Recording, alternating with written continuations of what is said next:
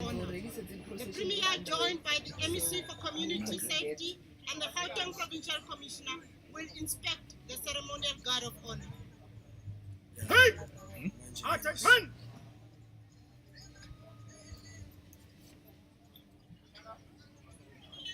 Manje? Yeah?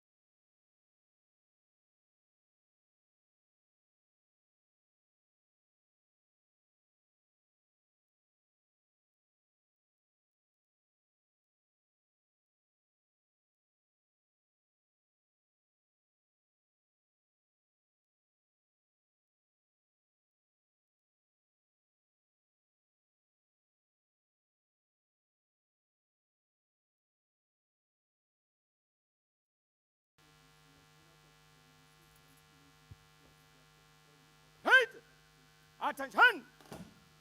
Shoulder arms! All right, close at the march. All right, we'll move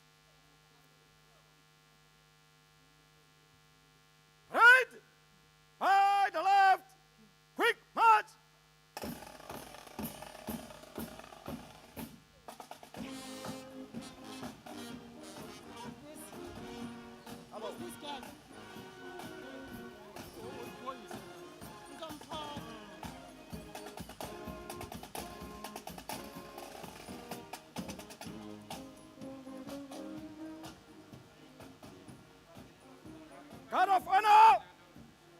Eyes right.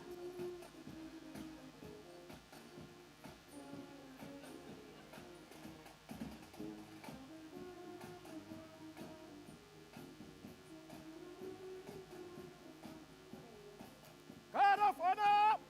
Eyes front.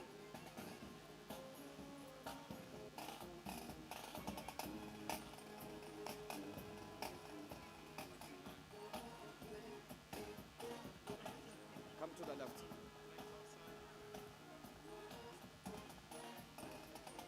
Come to your left, left.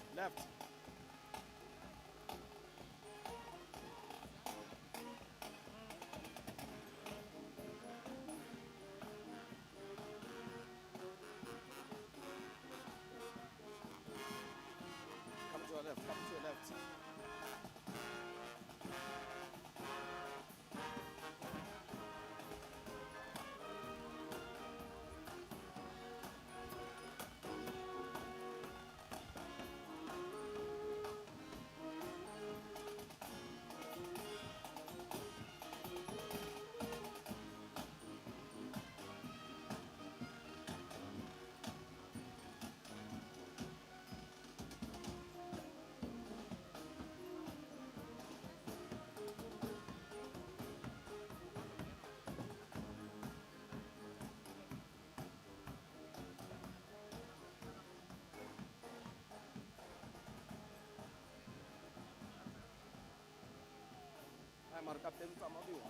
The Premier and the entourage will now descend the podium.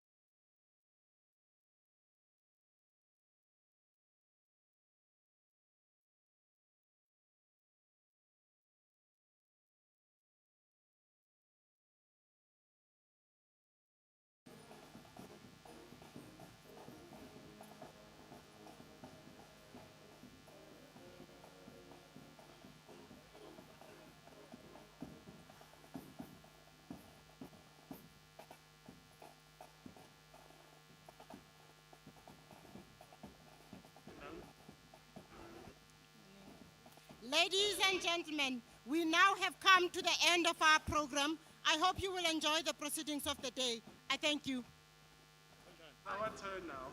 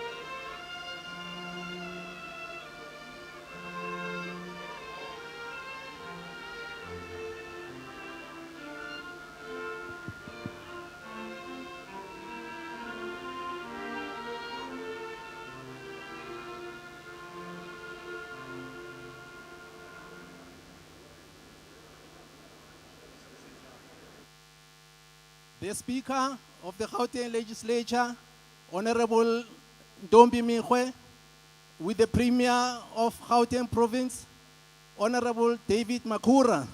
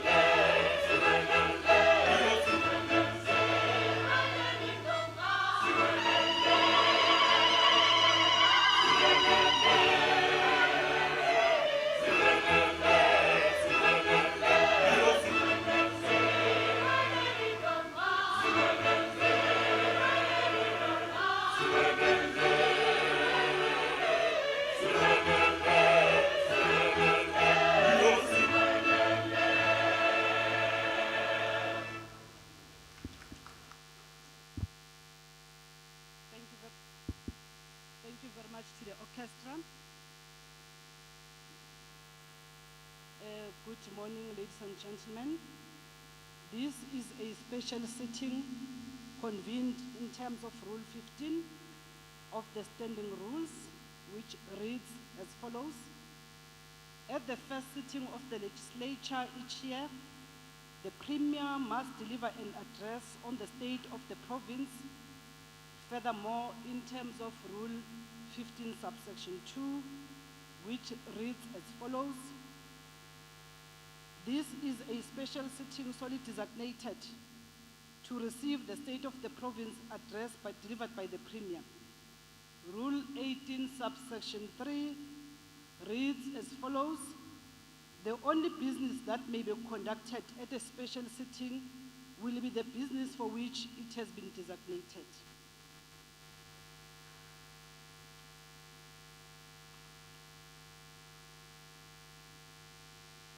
Let me indicate up front that I, Linting Helen Mekgwe, have declared Brixton Multipurpose Center City of Johannesburg as the precinct at the Gauteng Provincial Legislature.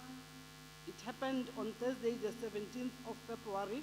This is in terms of Rule 56 of the Standing Rules of the Gauteng Provincial Legislature, read with Section 2, Sub 2, and Section 28 of the Powers, Privileges, and Immunities of Parliament and Provincial Legislatures Act number 4 of 2004, and since the 16th February until the 22nd of February, thus the standing rules of the legislature are applicable and govern all the preparations and engagements of the State of the Province address.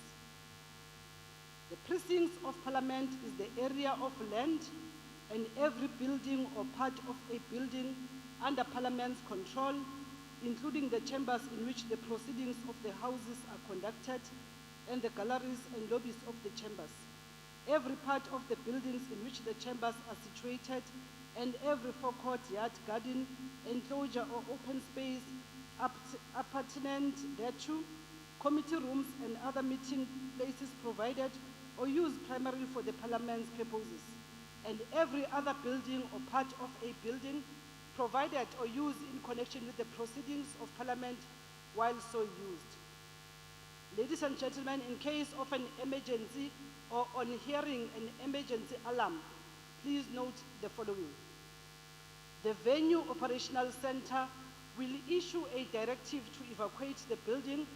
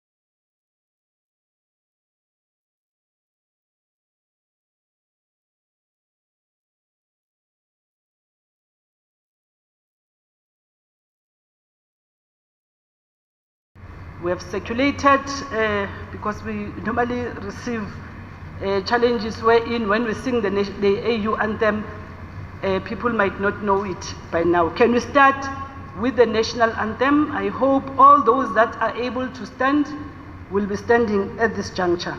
Over to the Chamber of Orchestra.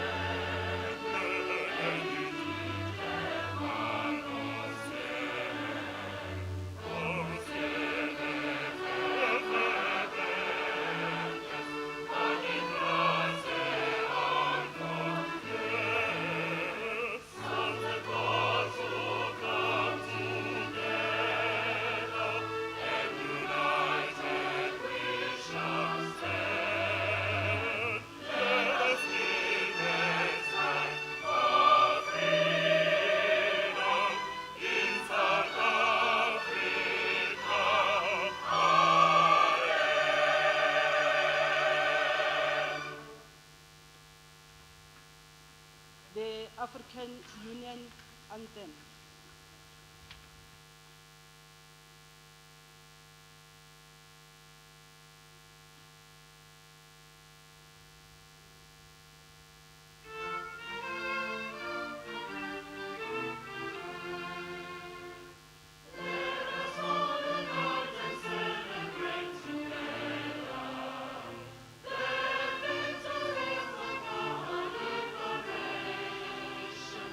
Let us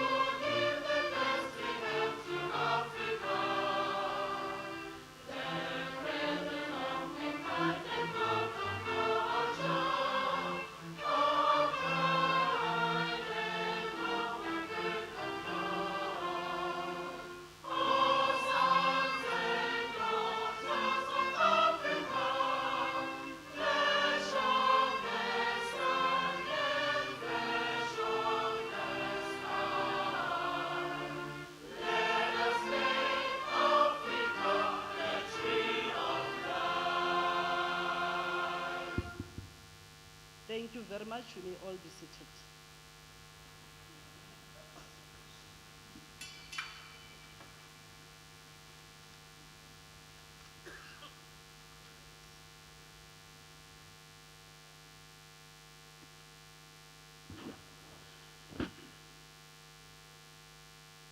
Let me take this opportunity to welcome our Honorable Premier, members of the Executive Council, the Chief Whip, leaders of political parties present, members of the Provincial Legislature, the Speaker of the Western Cape Province, Honorable Ngasela, speakers from municipalities in Gauteng, speakers from other provinces of South Africa, delegates of the National Parliament and National Council of Provinces, delegates of the Pan-African Parliament, former members of the Gauteng Provincial Legislature, High Commissioners, Ambassadors, Diplomatic Corps, former speakers, deputy speakers of the Gauteng Legislature, veterans and freedom stalwarts, the judicial institutions, secretaries of provincial legislature and the secretary of the National Council of Provinces, the leaders of the faith-based organizations, executive mayors of all municipalities in Gauteng,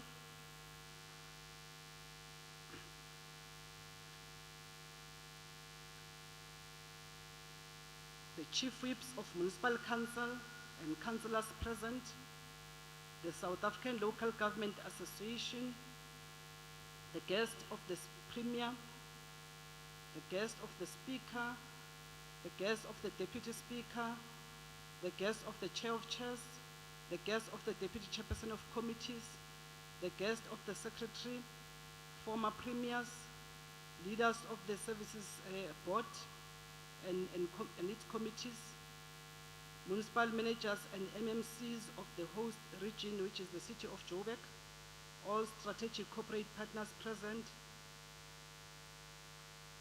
Chapter 9 and 10 institutions, the creative industry and sport, women in business, the LGBTIQ+ community, older persons present, organizations for people with disabilities, DGs and HODs of departments, all representatives of the business sector, the organized labor, leaders and guests of political parties, traditional leaders, religious leaders and members of various faiths, youth organizations, the academia, NGO, the AIDS Council, media and all other guests, you are all welcome. Let me also in the meantime apologize if I did not mention your name or your organization. It's because I have not received the script properly, but I can only acknowledge everyone present. I've also seen the Deputy Minister. Thank you very much for attending our sitting this morning. I will now suspend the sitting for 3 minutes in order to allow the media to take photos of the chamber in session. You only have 3 minutes.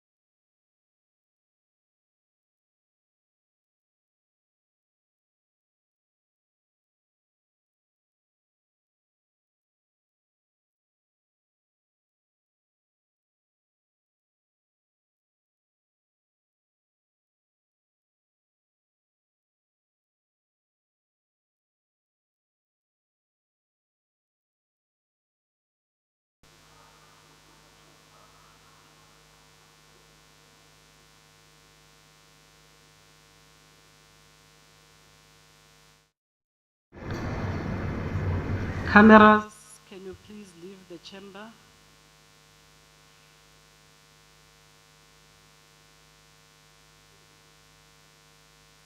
Thank you very much. I am now going to request that we should all stand up to observe a moment of silent prayer and meditation.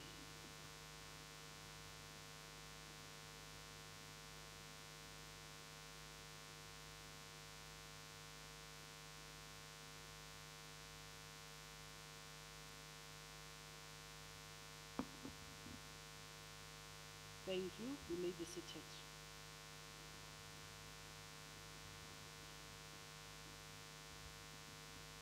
Let me acknowledge the chairperson of the NCOP, Honorable Masondo, leading the delegation.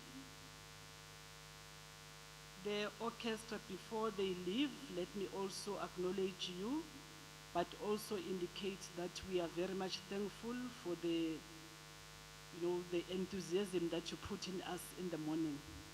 And the orchestra is constituted by the red ones and the subs choir.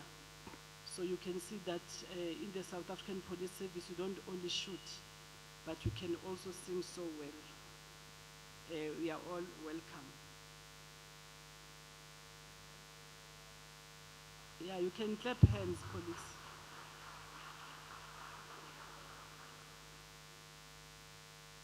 I now going to call on our Premier, Honorable David Makhura, to come and address the House. But while he does so, I will also call upon the Imboni to lead the Premier.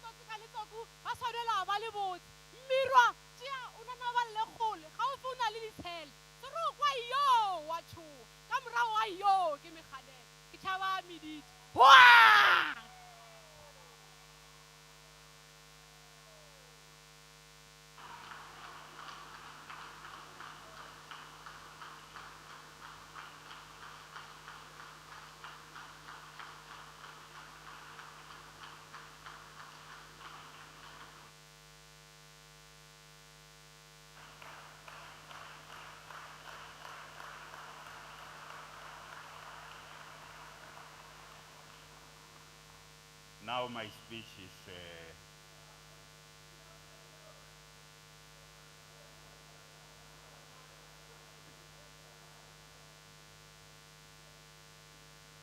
my speech has disappeared, honorable member. It has disappeared. Thank you very much, Madam Speaker, Honorable Ntombi Mekgwe, the Deputy Speaker, Honorable Nomvuyo Manamela, the Chief Whip, Honorable Nzi Kumalo, members of our Executive Council, members of the distinguished legislature of our province, and leaders of political parties, executive mayors of our municipalities in Gauteng, including our host mayor, executive mayor, Palazzi,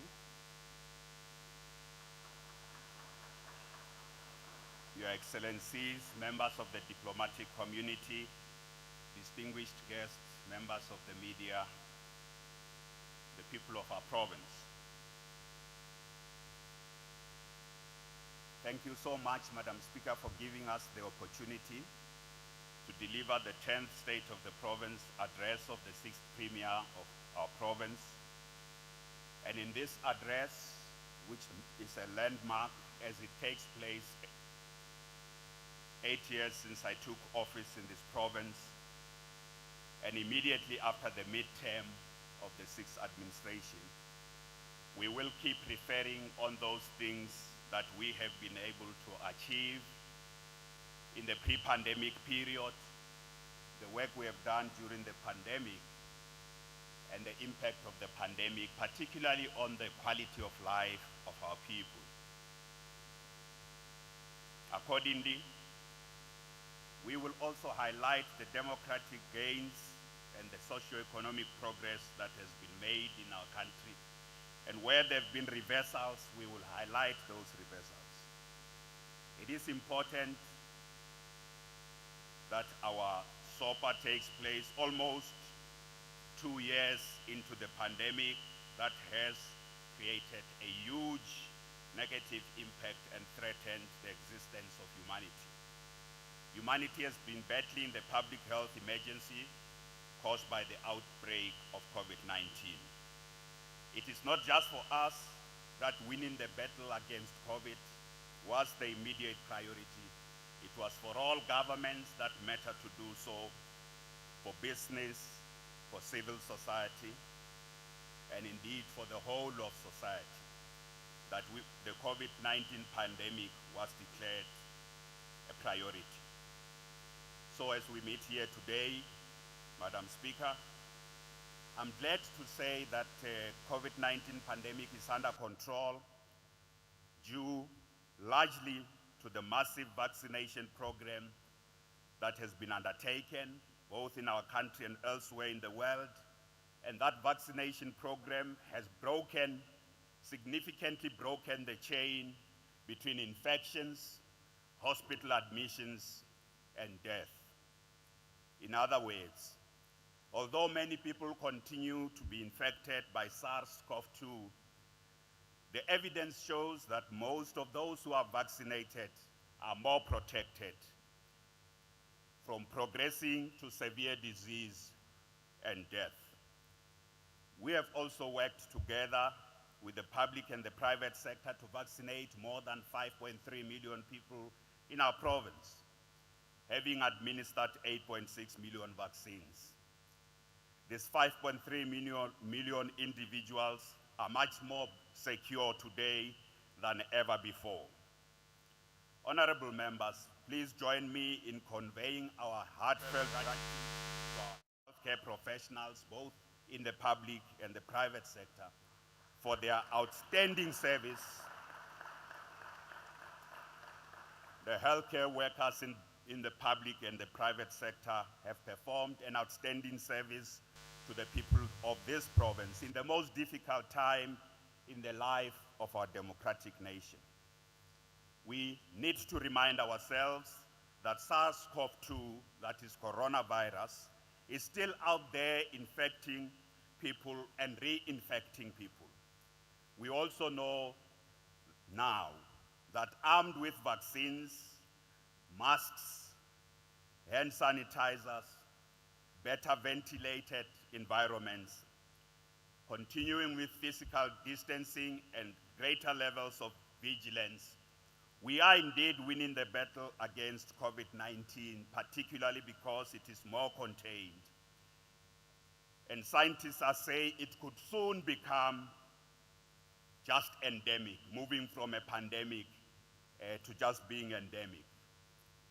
In this context, honorable members, we are boldly shifting our main focus and principal energy to tackle the unemployment through economic recovery and reconstruction.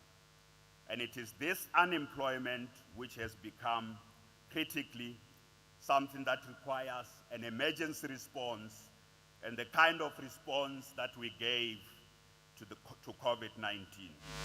After so much death and so much destruction with regard to lives and livelihoods, it is time to rebuild, and we must do so with the greatest sense of urgency, with the greatest sense of single-mindedness and coordination demonstrated during our emergency response to the COVID-19 pandemic. Honorable members, in a different period in this House in 2018, I quoted from a book of Ben Okri a time for new dreams. Today, I cannot resist to go back to the powerful words of this greatest son of the soil and the scholar of our continent, because he captures, in a sense, where we are and the kind of spirit we need to rebuild our country and our province. And Ben Okri says about the time we are in. The Enid reminds us that greatest civilizations can be built on great failures. It is also reminding us that adversity is not the end of the story, but where there is courage and vision, the beginning of a new one, a greater one for that matter. Difficult times do one or two things to us. They either break us or they force us to go back to the primal ground of our very being. Adversity wakes us up. It reminds us not of who we think we are in vanity, but who we are in our simplicity. It is in difficult times that the great times ahead are dreamt and built brick by brick with maturity and the hope that comes from wise action. Honorable members, we have lost many lives and many livelihoods destroyed since the advent of COVID-19 on our shores in March 2020. Even with the scale of the adversity we have faced and some of our clear failures to respond adequately, we swear and we vow that these difficult times shall not break us. We shall rebuild and renew and move forward. As we steadily work our way out of the shadow of the COVID-19 pandemic, we will do so with urgency and act with the greatest sense of an emergency that we face. We will act with agility because unemployment has become a crisis. We have to rebuild and protect our infrastructure. The state of our infrastructure, the dysfunctional state of our infrastructure, and therefore our inability to deliver basic services to our communities constitutes itself an emergency. The increasing levels of crime and the sense of insecurity amongst our people requires an emergency response. Corruption requires us to respond in that same emergency mode we did during the fight against COVID-19. So, Madam Speaker, in this State of the Province address, it's all hand on deck as we move forward. And we have titled this State of the Province address from the public health emergency to the economic and service delivery emergency. And in so doing, we are also speaking to the leaders in local government. The way we work together during COVID-19 is the same way we must work together in response to these other emergencies that we outline in this speech. We have learned many lessons in our battle against COVID-19. These lessons include social mobilization and social compacting, promptly and decisively acting against crime, including taking action against corruption, interdepartmental and intergovernmental collaboration and cooperation to break silos. So as we make the economy and jobs the center stage and the #1 priority in the next 2 years, we will also work closely with national government, our municipalities to accelerate service delivery and focus on improving infrastructure, as I said. This includes access to housing. We saw during COVID-19 that there are certain interventions we can make to respond to the crisis of homelessness. Access to energy and electricity. We have a huge crisis. Many of our communities that gained access to electricity are facing an erosion of that as they are getting switched off and there's load shedding all over again. Access to clean water, access to sanitation, road maintenance, visible policing, quality education, and quality healthcare. I want to repeat that we have a serious crisis of underinvestment and poor maintenance of infrastructure, which requires an emergency response. We also have a serious crisis of vandalization of our infrastructure. We will give more details of how we are going to respond to this situation as we move through this State of the Province address. So starting with the economy, it is important that we understand that our province has come a very long way. We have particularly come along a positive trajectory of doubling the size of the economy of our province. We know the persistent problem of unemployment and the exclusion of the majority of the people from the mainstream of our economy. That notwithstanding, all surveys and research, particularly those done by the Gauteng City Observatory since 2011, have shown that Gauteng province was on a continuous investment and real improvements in the quality of life of our people. Even in the smallest municipality, the positive trajectory of investing in infrastructure and providing basic services, there was a period in our province before 2019 where most of our municipalities were doing well. Report after report from the Quality of Life survey done by the Gauteng City region showed how municipalities were performing on various areas of basic services and various departments of our province. Those reports were showing that in the entire pre-pandemic period, we were on the up. Yes, there are persistent problems, and some of them have become much more prominent since 2019. For example, between 2015 and 2020, the economic output of Africa, which was dominated by 3 countries, which is Nigeria, Egypt, and South Africa, had at the back of that the significant role played by the Gauteng economy as the industrial hub of sub-Saharan Africa. We know for a fact that up to 2020, Gauteng was the 7th largest economy in our continent, constituting 35% of the GDP of South Africa. As I say, even in the most difficult time as we tackle these other problems, we must always remember that Gauteng remains the key player in our national economy and the critical contributor to the continental economy. With our Growing Gauteng Together, GGT 2030, which is our provincial plan, we want to cement our position both in our country and in our continent by doubling the size of our economy. Of course, it's not enough just to have GDP growth. We also want to double the number of people employed in the Gauteng economy. We want to increase exports, particularly into the continent.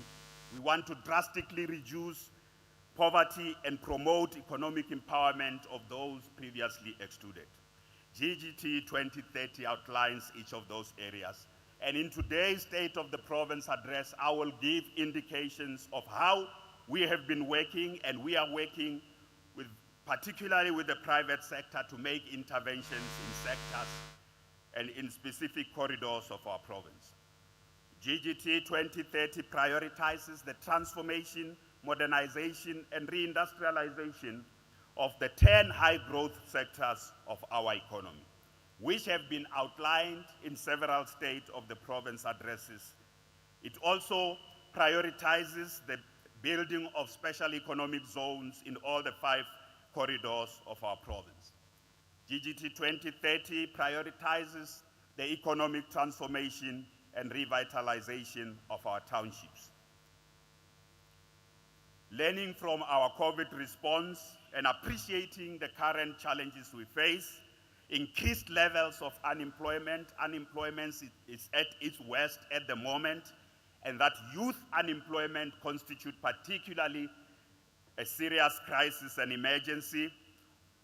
We would like to report that we have established the following interventions. Firstly, we have established the Provincial War Room, which brings together government and industry leaders in Gauteng Province to drive economic recovery, unlock growth in every sector, and create sustainable jobs, as well as supporting the growth of SMMEs. The provincial war room we are talking about is bringing together, as we said, business and government to focus on critical interventions and a program of action, not just a talk shop, a program of action in each area, allocating specific responsibilities to sectors, to government, including our municipalities, those who are leading the economic development in our municipalities. We are doing so with a strong sense, honorable members, that we need deliberate action to support all efforts, direct all efforts at creating jobs, both in the private sector. Yes, the private sector has the greatest possibility and potential to create more jobs, but to also unleash the capacity of our public sector programs and government programs that are job-creating programs. We are doing so also by focusing on the inclusion of youth and women in these programs. We are opening up value chains. Now, this is the first time we give a bit of greater detail on what we are doing in each sector. We are opening up value chains. We are building competitive local content in there. We are bringing in local content in there. We are also promoting the development of commercially viable enterprises, supplier development, SMME growth, and township enterprises. The War Room has now initiated quarterly sector action labs with industry representatives, focusing on problem solving and social compacting. We are working in partnership with the Private Public Growth Initiative, which is the facilitating initiative for this work, and we are now bringing organized labor into that work. We will also be bringing each of the state-owned enterprises and relevant national departments that are doing work in our economy to reignite growth in the Gauteng economy. Honorable members, such is the nature and scale of the economic and other challenges we are confronting that we can't sit somewhere as government alone and talk and think that we will go and meet with business and business sits alone and also talks, including trade unions in our province. They can't sit alone and just defend the jobs of existing workers. We know that's the role and the task of trade unions. We need to open more opportunities, particularly in new sectors of our economy. So this mode of operation we are referring to is what we mean by acting with a sense of emergency and acting in the way that we have dealt with COVID-19. During the State of the Nation address, President Ramaphosa announced, and I quote, "We have given ourselves 100 days to finalize the comprehensive social compact to grow our economy, create jobs, and combat hunger." The commitment by the President to the social compact is what we in Gauteng are exactly doing. We are instrumentalizing this. We are unlocking growth through leveraging the strength of different players. Governments have its own strength, and sometimes it can become an obstacle. And the private sector also has its own strength. We want to harness the talents, the energies, and capabilities of these various sectors to focus on these critical sectors of the Gauteng economy. And indeed, the principal outcome of all our efforts, firstly, is employment. Secondly, is empowerment and increasing exports so that we can have prosperity for all in our province. So the work we have been doing with various sectors is what I would like to focus on now. We are doing work with the ICT and digital services sector, and this work draws in experts, policymakers, and business people from across the digital economy landscape to support the implementation of the 4IR strategy of our province. It includes the work that's being done by ECAC Labs. It also includes the work on the township cloud zones, hot desking hubs, and this will be optimal sites for new data centers and big investments in communication technologies. This we do in all the 5 critical corridors of our province, including taking some of these initiatives right into the townships. The provincial government has just partnered with the University of Johannesburg to turn the province mounting e-waste problem. And what is e-waste? That is the disposal of electrical appliances and electronic gadgets, which has become a very big problem for the economy of our province. And to turn this e-waste into an opportunity whilst at the same time protecting the environment. This partnership between the University of Johannesburg and our Department of E-Government is offering an opportunity for young people in particular who are inspired and trained to look at how to recycle e-waste and create meaningful new products from discarded services and appliances. I've had an opportunity to look at some of this in the programs that are run by our Department of E-Government. How young people are turning e-waste into some of the meaningful products that can still be recycled and reused in our economy. Secondly, we are working with the aviation industry and the tourism and hospitality sector here in Gauteng to build Gauteng Air Access Partnership, which will attract more passenger and cargo airlines to operate at OR Tambo International Airport, as well as Lanseria Airport. We have been busy through the COVID period, engaging particularly through AXA and some of the airline companies to make sure that OR Tambo and Lanseria Airport become more competitive in attracting some of the major airlines, particularly for cargo and the growth of the passenger opportunities for the growth of the passenger airlines in our province. Due to the impact of COVID-19 on both the aviation industry and the hotel and restaurant subsector, much work is being done together with these sectors to promote recovery and unleash the huge employment potential in the Gauteng province, including on issues of the unique tourism opportunities offered by our economy. This is one sector through which we are doing work.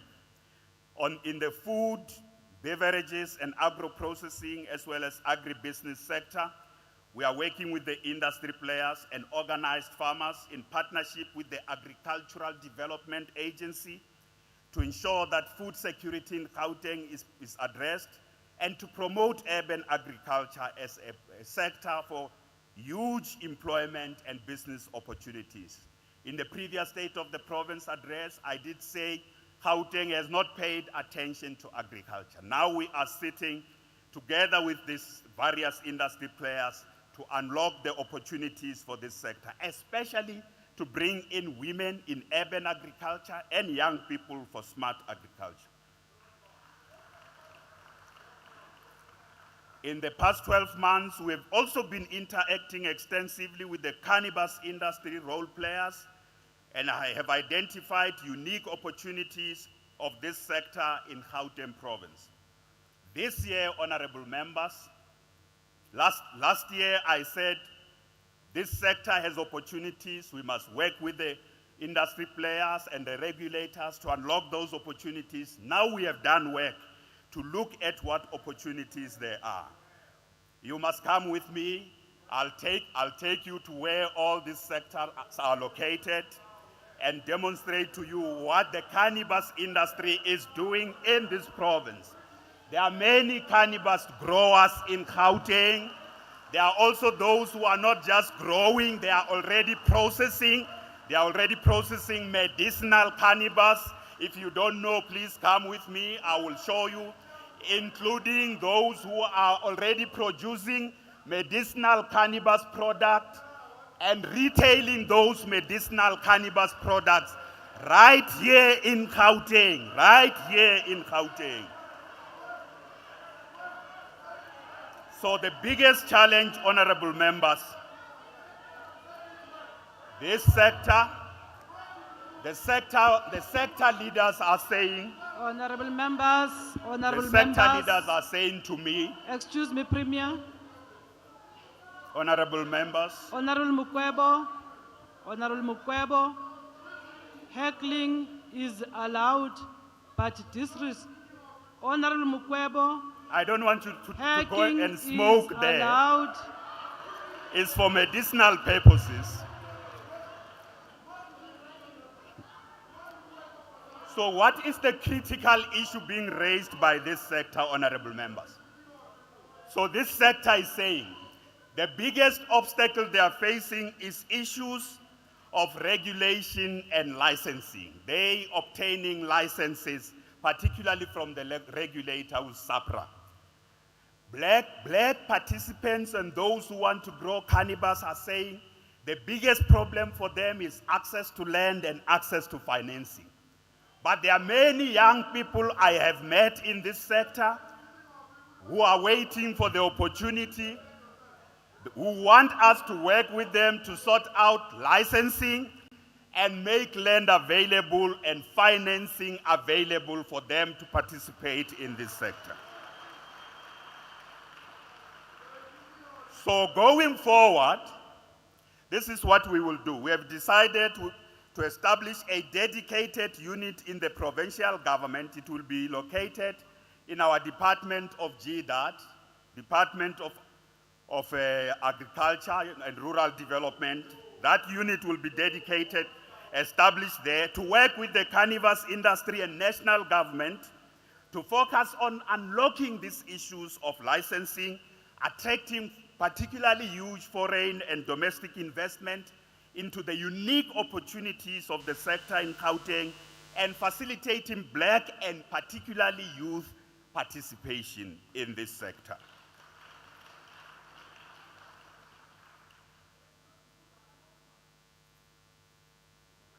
We will give further feedback on all the other sectoral work that is being done, and that work includes the work we are doing with the creative and cultural industries, freight and logistics sector, and the engagement we have had with the freight and logistics sector, the finance sector, construction and infrastructure sector done by our infrastructure departments, and those relevant MECs who are leading this work themselves are consolidating that work back into the war room.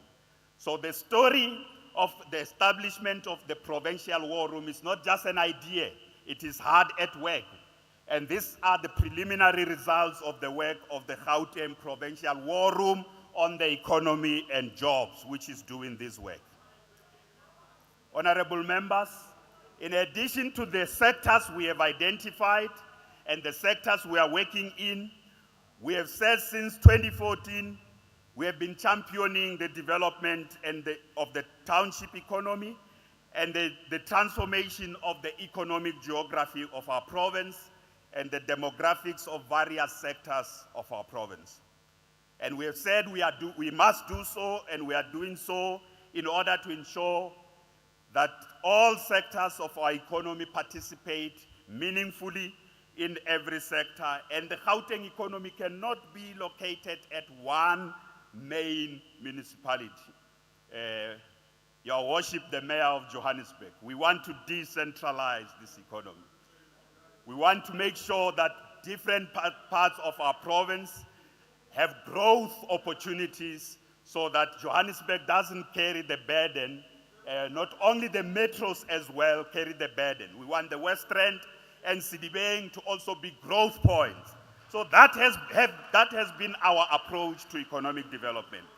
But we also want physically and geographically, people must not leave the townships to go and look for work. There should also be location of businesses in those townships, and jobs must be created in the townships. So for that reason, we've been the champion also of the Township Economic Development Bill we have been the champion of township economic revitalization.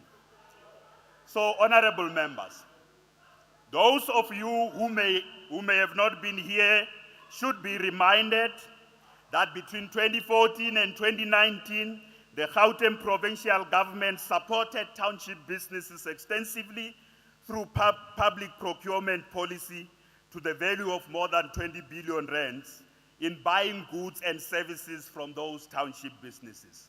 We are going to continue to do so with a greater sense of urgency and in an emergency mode to support these businesses.